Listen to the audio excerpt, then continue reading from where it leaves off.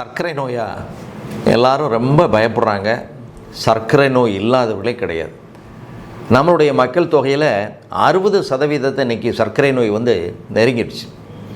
யாரை கேளுங்க, எனக்கு சர்க்கரை இருக்குது, எனக்கு ப்ரெஷர் இருக்குது, இப்படி சொல்லாதவர்களே கிடையாது. சரி, சர்க்கரை நோய்க்கு எவ்வளோ மாத்திரை சாப்பிட்றீங்க அப்படின்னா, ஒரு மாத்திரை இல்லை, கை நிறைய மாத்திரை. ஒரு நபர் பார்த்தீங்கன்னா 28 வகையான மாத்திரைகளை சாப்பிட்டுட்டு இருந்தாங்க. சரி, இது நல்லதா, இதனால் நோய் கட்டுப்படுதா அப்படின்னு கேட்டால் கட்டுப்படலை. ஏன் காரணம் என்னென்னா, இன்றைக்கு இருக்கிற உணவு முறை, இன்றைக்கு இருக்கின்ற வாழ்க்கை முறை, இன்றைக்கு இருக்கின்ற மனநிலை, இதுதான் இந்த நோய்கள் தீவிரமடைவதற்கு மிக முக்கியமான காரணம். இதை கண்டு பயப்பட வேண்டாம். இதை கண்டிப்பாக எளிதில் நம்ம கட்டுப்படுத்த முடியும். தீவிரமடையாமல் நம்ம தடுக்க முடியும். ஆவாரை பூத்திருக்க சாவாரை கண்டதுண்டாம்பாங்க. ஆவாரை மூலிகை தெரியாதவர்கள் இருக்க முடியாது. அந்த ஆவாரை மூலிகையை நீங்கள் கிடைக்கிறப்ப என்ன பண்ணுங்கள், அதை சேகரிக்கலாம். நாமளே சேகரிக்கலாம். மெனக்கடணும். நமக்காக மெனக்கடுறதுல தப்பே கிடையாது.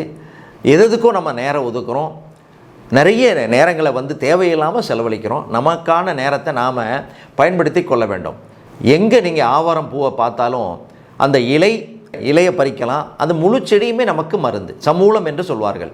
வேறு, தண்டு, இலை, பூ, மகரந்தம், காய் எல்லாமே நமக்கு மருந்தாக பயன்படக்கூடியது. இது மொத்தத்தையும் என்ன பண்ணுவாங்க, சமூலம் என்று சொல்வார்கள். அந்த ஆவாரம் செடியை நம்ம என்ன பண்ணலாம், எல்லாமே சேகரித்து சுத்தப்படுத்தி நிழலில் உலர்த்த வேண்டும்.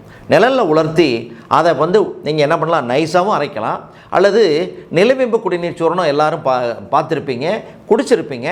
அதுபோல் என்ன பண்ணுங்கள், அந்த ஆவாரை செடியை 1-2 இடித்து கண்ணாடி பாட்டிலில் அல்லது தரமான பிளாஸ்டிக் டப்பாக்களில் நீங்கள் போட்டு வச்சுக்கிட்டு தினசரி நோய் வரக்கூடாதுன்னு நினைக்கிறவங்க, அதாவது டீனேஜ் இப்போ 13 வயதை தொட்டாச்சு அப்படின்னா அந்த வயதிலிருந்தே தினசரி அந்த ஆவாரை டீயை நம்ம எடுக்கலாம். எப்படின்னா, டீ தூள் போடுற அளவு நம்ம போட்டு அதை கொதிக்க வச்சு பனங்கருப்பட்டி சேர்த்து தினசரி 1 வேளை 2 வேளை அந்த ஆவாரை டீயை நம்ம குடிக்கலாம். சர்க்கரை நோயாளிகள் இந்த ஆவாரை முழு சமூலத்தையும் நம்ம என்ன பண்ணணும், அரைச்சி சளிச்சு வச்சுக்கிட்டு அல்லது திப்பியாக இடித்து வச்சுக்கிட்டு, திப்பியாக இருந்தால் அதை கஷாயம் போட்டு குடிக்கலாம். எப்படின்னா, ஒரு 240 மில்லி தண்ணி, அதாவது 3 டம்ளர், அப்ராக்சிமேட்டாக ஒரு 3 டம்ளர் தண்ணியை ஊற்றுங்க.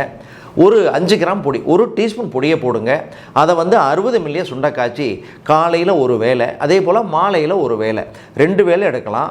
இப்போ சூரணமாக இருக்குது. இந்த சமூலத்தை நீங்கள் என்ன பண்ணுங்கள், அரைச்சி சளிச்சு நைஸ் பவுட்ராக நீங்கள் அதை டப்பாவில் போட்டு வச்சுக்கிட்டு காலையில் 1 டீஸ்பூன், இரவு 1 டீஸ்பூன் வெந்நீரில் கலந்து நல்ல சுடுதண்ணியில் போட்டு ஆற்றி காலையில் சாப்பிட்றதுக்கு 1 மணி நேரத்துக்கு முன்னாடி, இரவு சாப்பிட்றதுக்கு 1 மணி நேரத்துக்கு முன்னாடி தொடர்ந்து சாப்பிடலாம். சர்க்கரை நோய் பாதிப்பு இருக்கிறவங்க, சர்க்கரை நோய்க்காக ஆங்கில மருந்து எடுத்துகிட்டு இருக்கிறவங்க, பிற நோய்கள் எனக்கு ஏற்படக்கூடாது, இந்த உடம்பு காயகற்பமாக எப்பொழுதுமே இருக்க வேண்டும், இளமையாக இருக்கணும், சுறுசுறுப்பாக இருக்கணும், அழகாக இருக்கணும், இந்த உறுப்பு பாதிப்பு எனக்கு ஏற்படக்கூடாது அப்படின்னு நினைக்கிறவங்க இந்த ஆவாரை சமூலத்தை, ஆவாரை சூரணத்தை நீங்கள் பயன்படுத்தி பாருங்கள். இந்த நோயெல்லாம் எங்கே போச்சுன்னே தெரியாது.